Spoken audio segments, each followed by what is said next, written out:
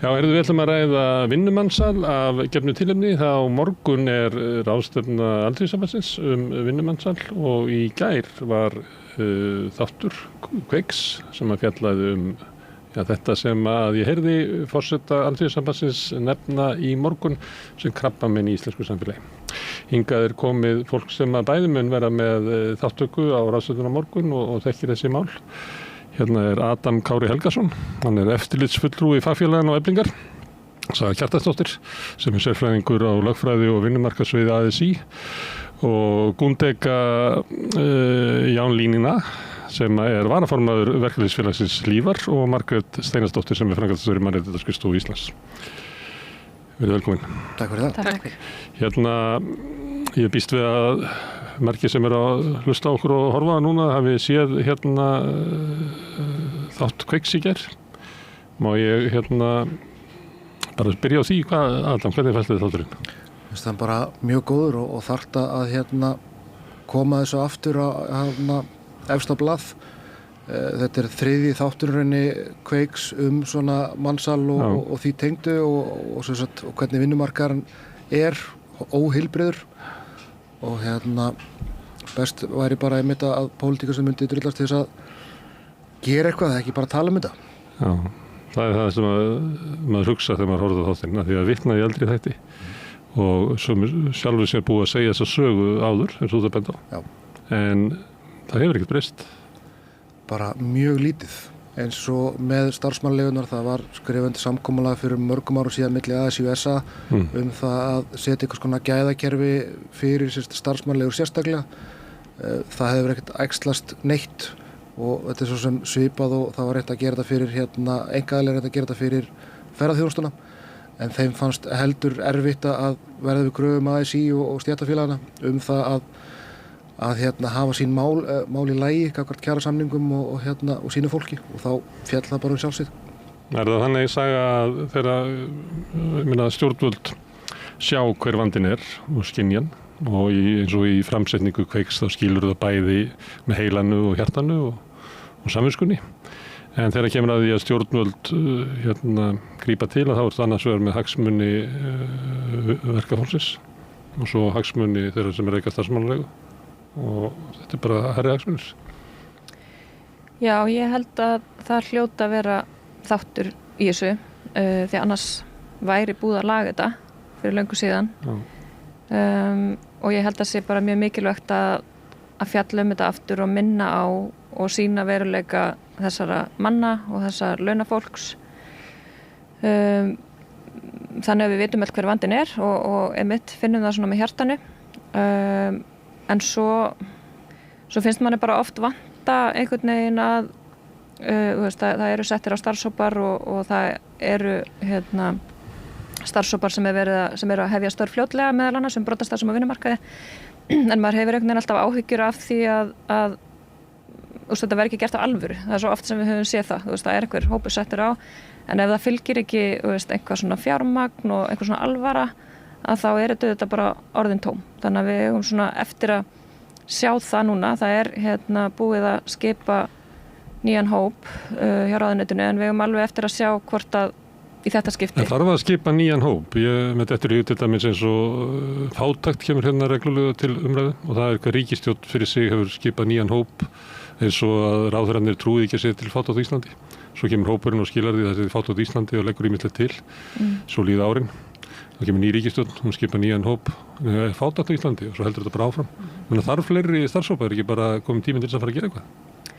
Jú, auðvitað og það var auðvitað mjög svona áhrifaríkt fannst mér í þættinum í gærkvöld svarið frá dómsmálaráðuneytinu þegar að Kveikur hafði samband við þau að það verið að greina tillögurnar í Greta-skýrslunni. Greta er svona evrópskur sérfræðihópur sem að gerði mjög ítarlega skýrslu, hefur gert 3 og það voru mjög svona brýnar aðgerðir sem að Greta benti á, meðal annars varðandi vinnumansal.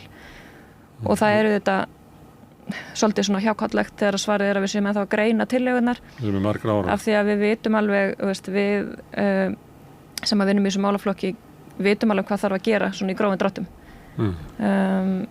Og höfum alveg miðlað því til stjórnvalda líka í minnisblöðum og svo framvegis. Þá vandinn líklega það að stjórnvöldum finnst þetta bara ekki áríðandi og ekki mikilvægt?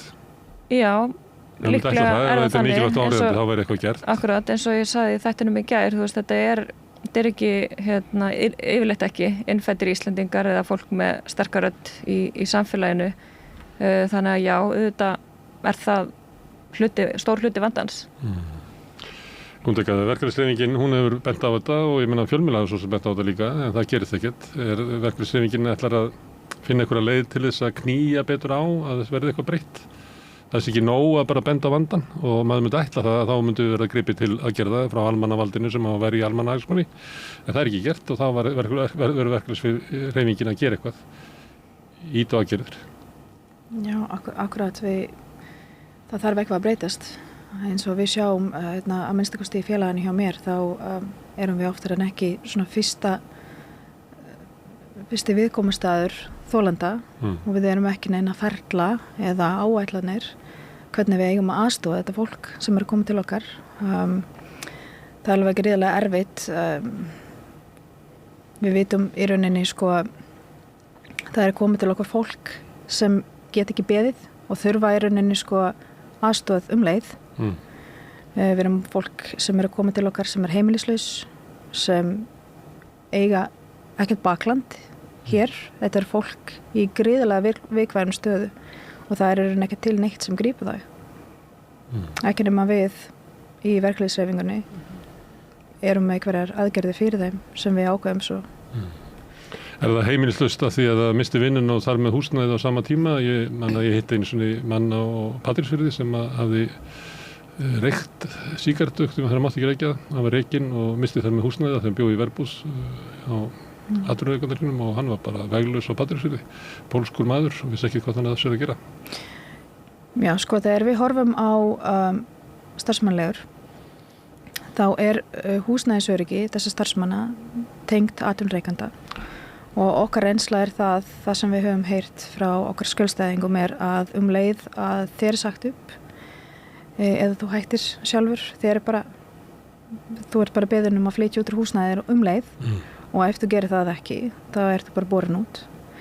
Og þetta fólk hefur ekkert annað húsnæði að venda, þau fara bara beint á götu.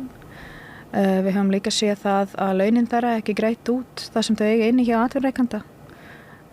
Svo þetta er alveg gríðarlega vond staða sem þetta fólk lendir í oftar en ekki algjörlega peningalaust og húsnæðislaust. Það er illa varið fyrir þeim sem að vilja níðast að þeim.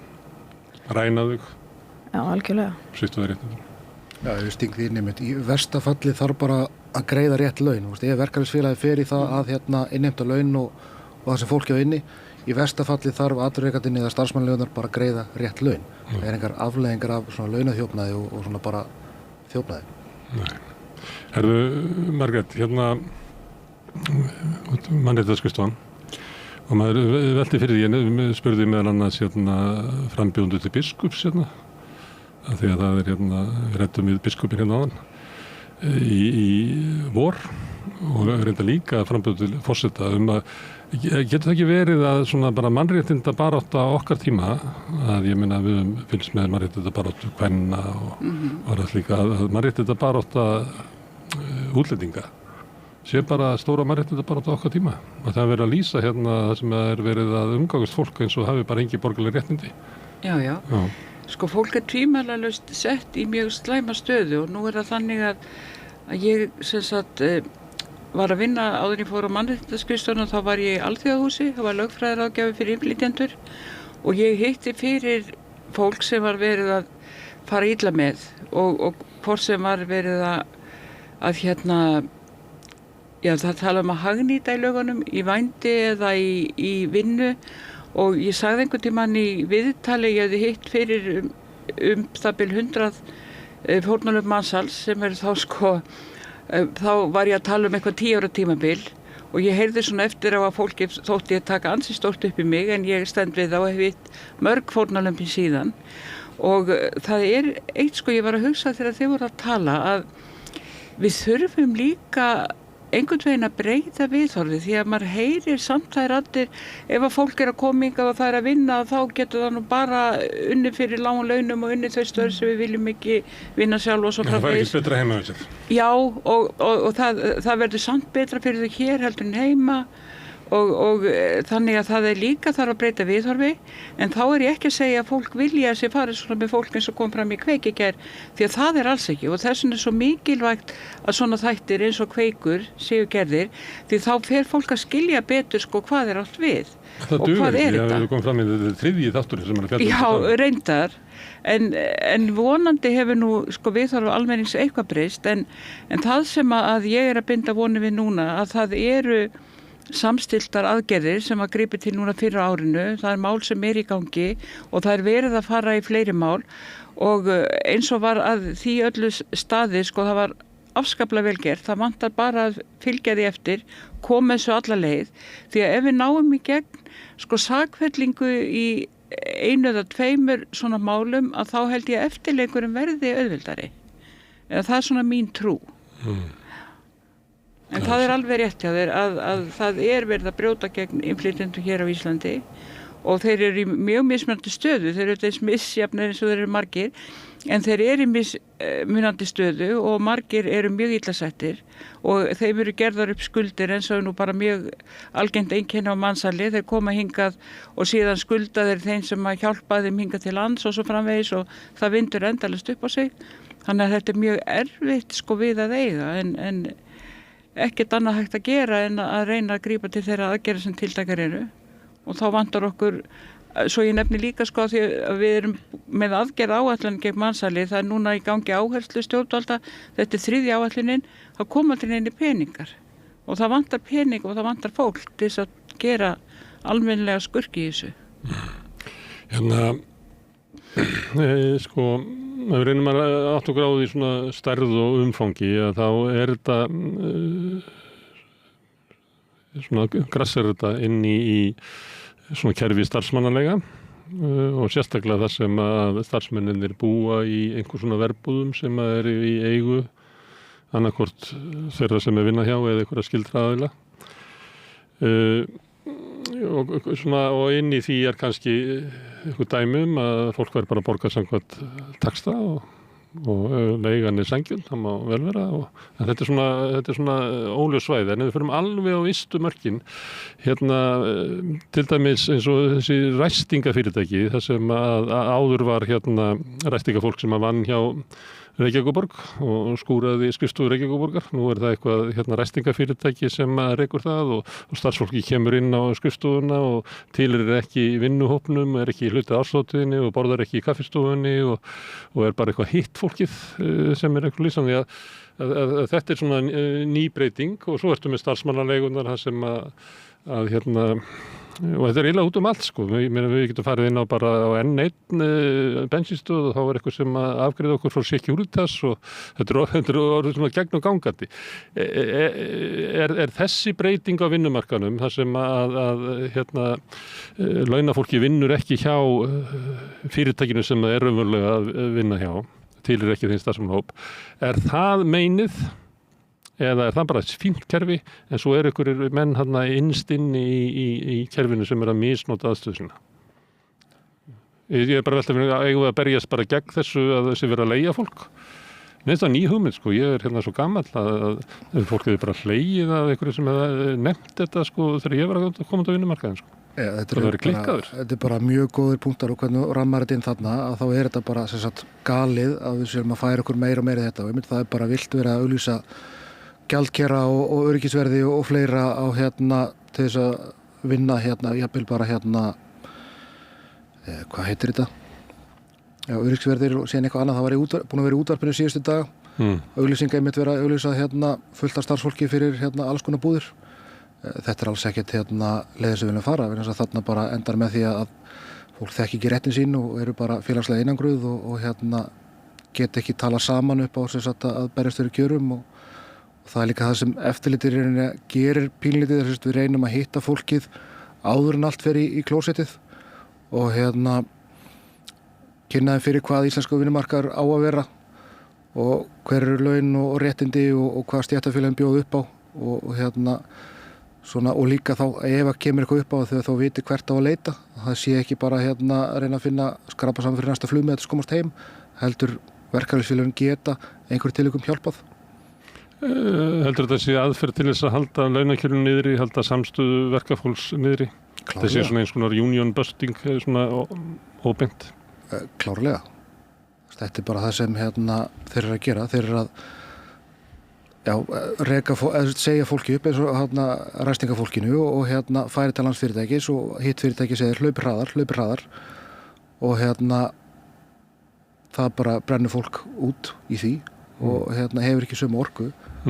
Og tilboðið líklega það að ég skal taka launin þín, eða launin hennar, ég að gera samningu þig, tek launin hennar, en þú þarf bara að borga 90% af þeim, en svo tek ég auk þess 20% af laununum hennar í komissjón til mín. Þannig að hún lappar í burtu með 70% af laununum sem hún hafði áður hjá þér.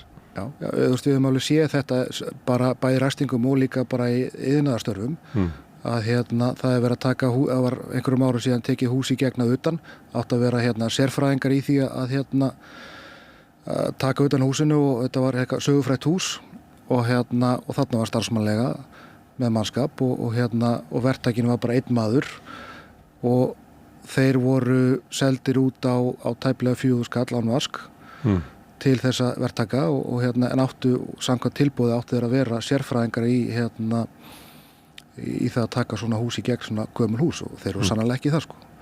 Ég þurfti bara að blöffa mig í gegnum það með aðstoð eftirlitsaðila að stoppa vinnuna og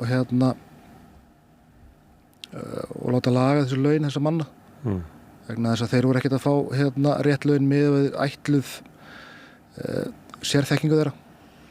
En Saga, mér finnst þess og svona, maður sem er ákveðin velvilji stjórnvalda við þessar breytingar á vinnumarkaðnum að það sé litið á þetta sem bara aukinn sveigjanleiki og ég getur að séð fyrir mér svona þannig umræðu að alltaf sé engin svona ekkert neitt tala það til dæmis á þingi eða í ríkisstjórn að þetta sé eitthvað vandamála að vinnumarkaðurinn sé að breyta svona og hvað ætla þess ekki 20.000 sem að búa við þessa stöðu sem við erum að lýsa hér. Við tökum saman allra svona restingafélögin og allt þetta með og pluss starfsmannaleigunar og þetta 20.000. Einmitt. Og þetta eru þetta okkar áhyggjur af þessu starfsmannalegu módeli. Þú veist, það er þessi fjarlægð þeirra sem að vinna vinnuna og svo þeirra sem er að kaupa verkið og þetta að það sé einhver milliliður sem er auðvitað líka að fá borgað sem að hefur svolítið allt á hendi sér með starfsmannaleigunar, yfirleitt húsnæði, mjög oft húsnæðið, bílalegu, við sáum nú á launasælunum sem var birtur í gær líkamsagt hjá World Class og það er einhver sem hefur raunni yfir laununiðinum og sér allan að frátátt áður en að þú fær launin. Og það er þetta baneitrað. Tekur af þér völdklassgjaldið áður en hann borgar út? Það er ákveðin starfsmannalega sem að stunda það. Einhvern tíma var ég að skrifa þetta, ég held þetta að það hefur verið sett lög 1930 sem að banna þetta. Já, akkurat. Þannig að það er auðvitað svona mjög eitrað þegar að það er komin eitthvað milliliður sem að bara er að sýsla með launin áður en að þú færði það í hendurnar. Og ég hef náttúrulega mjög miklar áhyggjur af ræstingafólki líka eins og þú segir, þetta er rosalega stór hópur, einhverju leyti frekar ósýnilegur. Erfitt að hafa eftirlit með þeim, erfitt að tengjast þeim fyrir okkur í stéttarfélögunum. Bæði náttúrulega þessi fyrirtæki sem eru með samninga þá við stofnanir og skrifstofur og mathallir og svo framvegis. Og allt Airbnb-ið og svo er það Airbnb-ið og svo þessar heimarestingar sem ég held að séu gríðarlega mikið Ég sé það bara í svona hópum sem ég er í á Facebook að það er mjög mikið heimarestingar og mjög mikið svarta vinnu þar og svona undir yfirborðinu. Já, ég hvet fólk bara til þess að googla þetta, svona heimaþrýf og eitthvað svona, þá kemur allir í ljós að það eru bara 50 fyrirtæki sem er að starfa sem ég held að það hafi bara ekki verið neitt fyrir 10 árum. Nei, það eru mjög mörg fyrirtæki af öllum stærðum, mjög mörg lítil fyrirtæki en svo er þetta líka bara einstaklingar og þetta er yfirleitt konur og aðflyttar konur sem að hafa kannski litla aðra starfsmöguleika sem er að fara heim til fólks og þrífa og maður bara hefur ofsalega, maður veit að það eru undirbúð þarna, það sést nú bara á Facebook að það er verið að, þetta er svona race to the bottom að finna sem duglegustu manneskjuna fyrir sem minnst en maður líka bara áhyggjur af öryggið þeirra í alls konar inn á alls konar heimilum og algjörlega óvarðar og svo framvegis og auðvitað má líka þessu saman við starfsmannaleigunar að einhverju leyti Þannig við erum að tala um 2000. Örugglega, ég meina það mjög mörg af þessum ræstingafyrirtækjum eru nú á félagsvæði Hlífar í Hafnarfirði, þannig að Gúndeka þekkir þetta frekar vel. Já, ég myndi horfa á þetta eins og starfsmannlegur, það sem í rauninni þú ert með einhvers konar fyrirtæki sem þú er ráðin til og svo er þetta bara leigður út í einhvers konar verkefni að starf. Það er gríðilega erfitt fyrir þessar konur sem er aðalega erlendar konur að vera ekki í rauninni aðili á starfsmannahópnum. Það eru ósýnilegar, það er erfitt fyrir það í rauninni að vera partur af samfélagi eða partur af vinnustæðanum sínum sem þau eru mæta mögulega, þú veist, marga klukkutíma á dag og eru að vinna þar. Andlega getur það verið bara mjög erfitt og það sem við höfum séð hjá okkur er líka að það eiginlega má ekkert koma fyrir. Við höfum séð svo mörg tilfelli það sem viðkomandi starfsmaður fyrirtækis leið og það veikist, slasist eða eitthvað kemur fyrir, þá er bara látin fara. Vandamálið er leyst þannig. Þetta er svona pínu eins og Saga sagði í gær í þættinum, fólkið er bara einnota, bara því miður. En vestlanda þau sem að búa í einhver svona verbúð sem að er oft í eigu viðkomandi starfsmannalegu en eitthvað stundum bara skilt fyrirtæki einhvern veginn og það sem að fólki er þá háð launagreiðandunum launin sín og húsnæðið og svo tekur launagreiðandi sér það vald eins og þú ert að lýsa, tekur frá húsnæðið og hvað sér völdklasskort? Já, það er einn starfsmannalega að minnstakosti sem að stunda það. En ég sagði áðan að ég hefði einhvern tíma verið að skrifa þetta fyrir einhverjum árum og mér minnir að það hafi verið sett 1930 sem að banna þetta. Ef ég er með því greiðir laun, þá má ég ekki taka af þér nema með þínu samþykki. Óheimil. Skuldajöfnun. Það var gert 1930. Ég meina þetta er það. En sko ég sé dæmi til dæmis að það eru vinnuföt og vinnuverkfæri eru dregin af launum starfsmanna.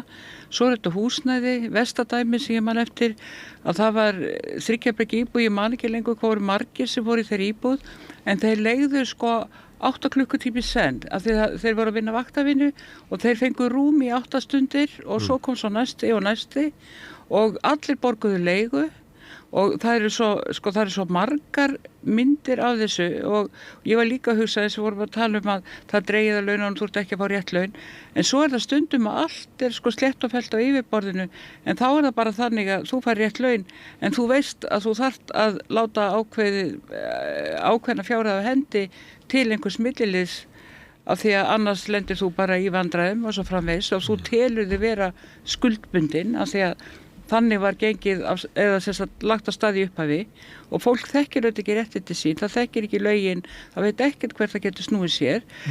Til allra lukku samt að þá rata nú margir til stéttarfélagana sem að hafa unnið mjög vel í þessum málum sko ég get fullið það. Þegar þú talar milliliði áttu þá líka við það þekkist alveg í samfélagi innflytjenda út allan heim að segjum að ég sé frá Albaníu og hafi komið fyrir mörgum áratugum þá aðstóða ég landa mína sem koma hingað og svo þegar ári líða og það eru komin svo margir að þá fyrir ég að taka komissjón að því og rukka.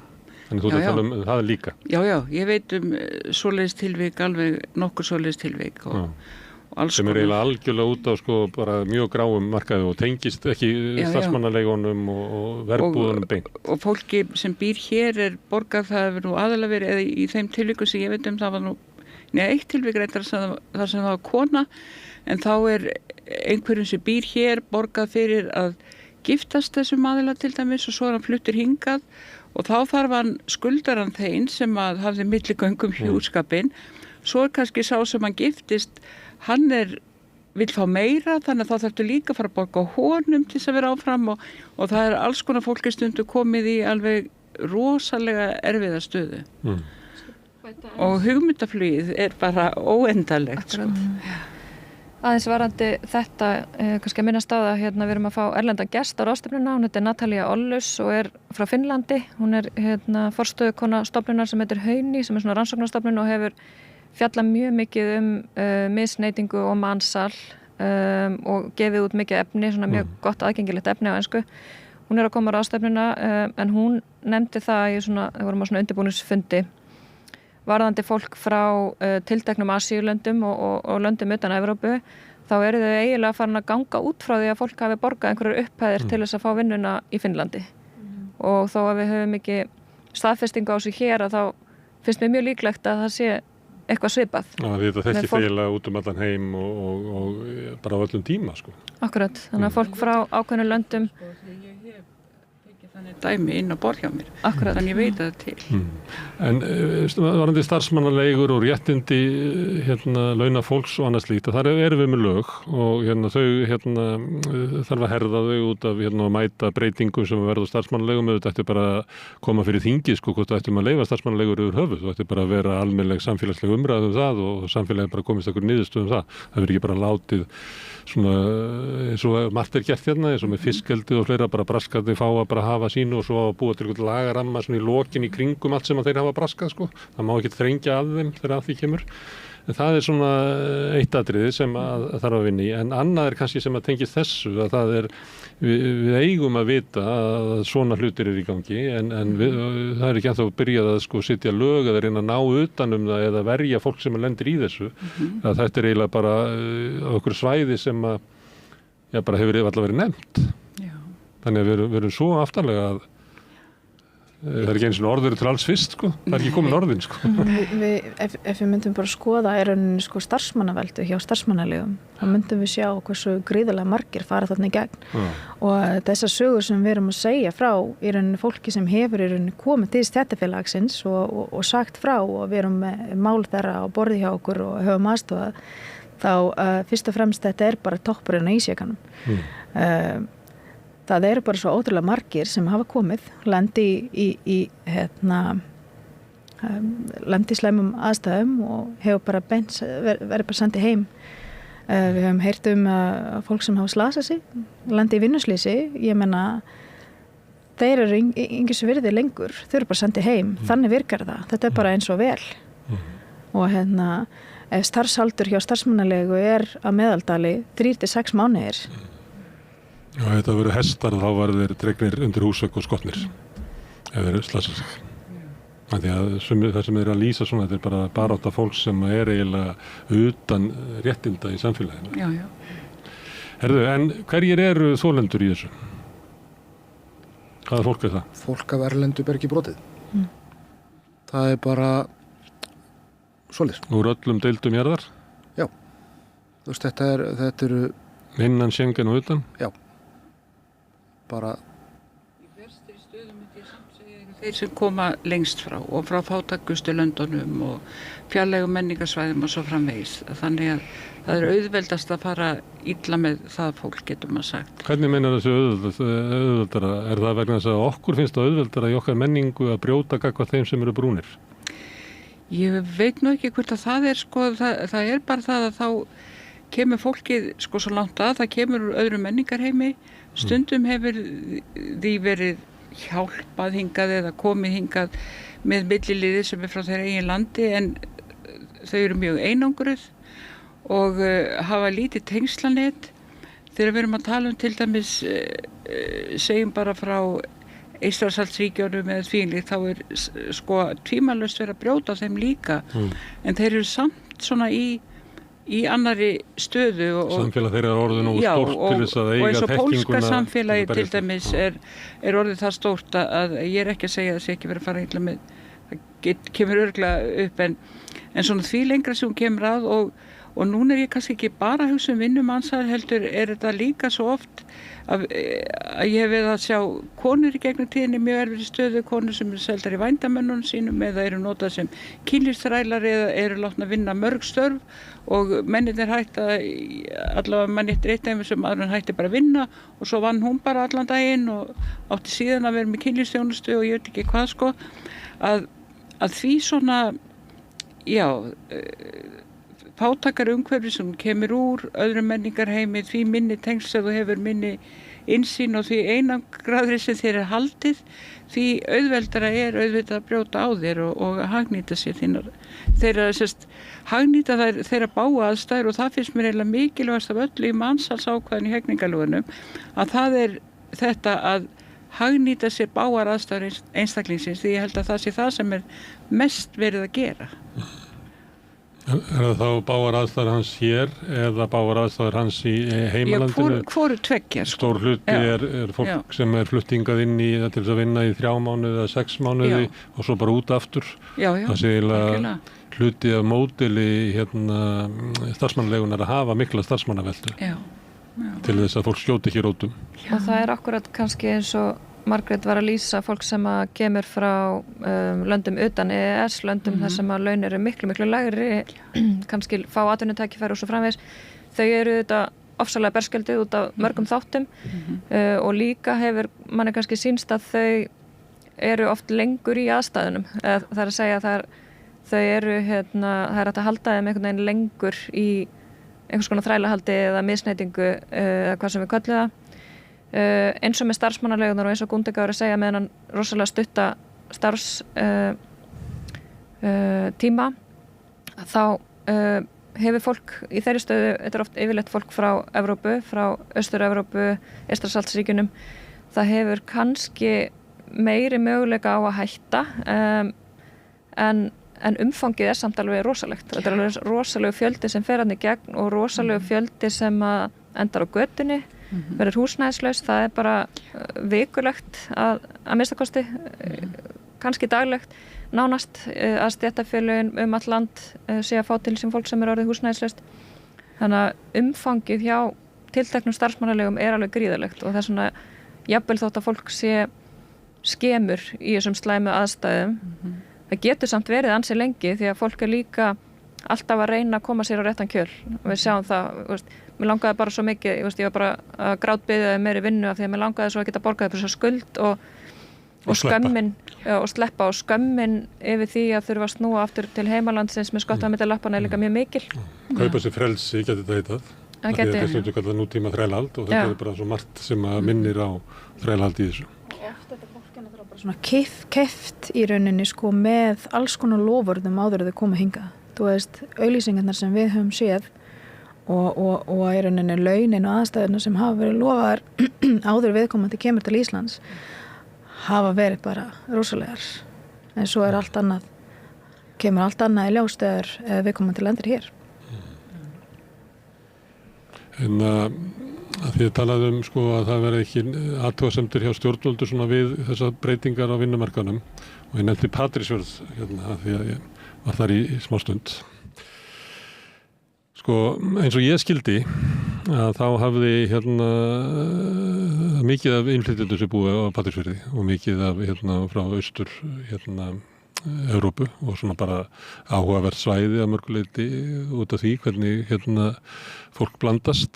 Gaman að spurja annars vegar Pólverjana og hins vegar Íslendingana hvernig blandast þetta, og Íslendingar segja mjög vel og Pólverjana segja nei, bara ekki neitt, við lifum alveg í sjálfstæðum heimi. Það er bara góð áminning svona að þetta sjónarhorn okkar Íslendinga, við höfum kannski stundum aðeins að hugsa áður en að við hvernig við upplifum þetta. En eins og ég upplifði reksturinn bara á frystihúsinu þannig, var þannig að Pólverjar komu og unnu þannig í frystihúsinu, svo eignast börn og fjölskyldu en frystihúsið getur ekki borgað laun til þess að standa undir fjölskyldurekstri. Þannig að fólk fer og vinnur eitthvað annar staðar og finnur sér eitthvað annað og næsti hópur sem kemur til þess að halda frystihúsinu gangandi er fólk sem kemur hingað skamma tíma, býr í verbúð, einstæðingar. Því það er eiginlega einu launin sem að fiskvinnslan borgar er eitthvað sem að þú getur safnar eitthvað smá pening til þess að eyða síðan þú ferð aftur til Póllands.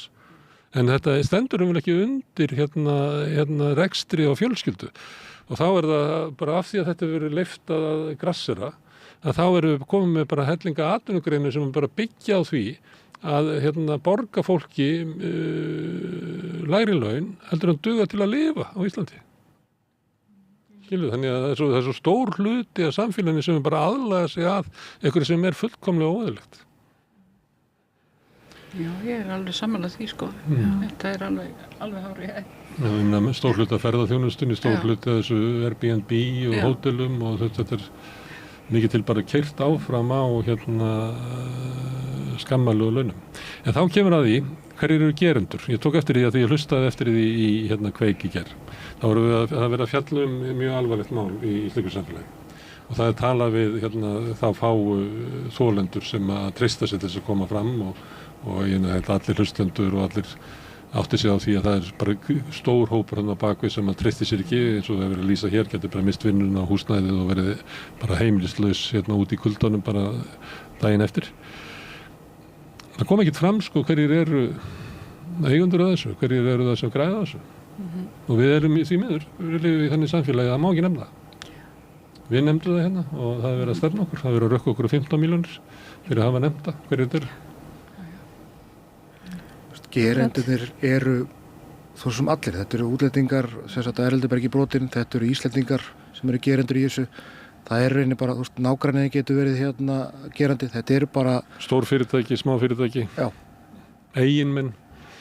Já. Þannig að þetta er út allt og þetta er rosalega óþægilegt og þá er svo auðvelt bara að loka augunum fyrir þessu. Og það er það sem er auðvelt og það er það sem góða við þessa kveikþætti og sem sagt okkar baráttu er það að við erum að draga þetta fram í dagsljósið þannig að fólk gerir sig grein fyrir þessu og þá þurfum við að bregðast við þessu. En í fyrri kveikþáttum voru gerendurnir nefndir. En það var ekki núna. Okay. Þannig að ef við viljum veltaði fyrir hver er að vinna baráttuna þá er það eiginlega, finnst mér að bara koma fram í þessu að starfsmannaleigunar eru mörguleyti bara að vinna baráttuna sko. Það má ekki nefna það lengur. Þær voru ekki nefndar í þættinu. Má ekki segja Voldemort. Nei. Það er svo sem ekkert útilokað að þær verði nefndar í framhaldinu, ég veit það ekki.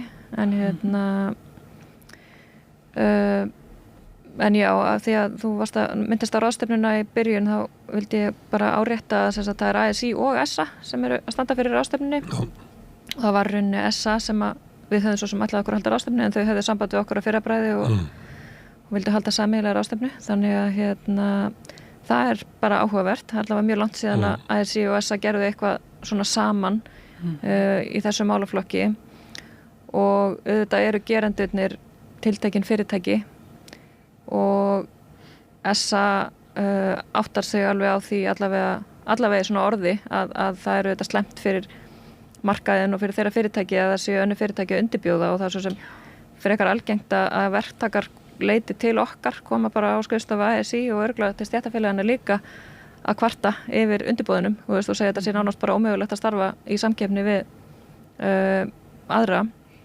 Þannig að það gefast örugglega mörg tækifæri á ráðstefnunni einmitt til að líka varpa spurningum til atvinnurekenda.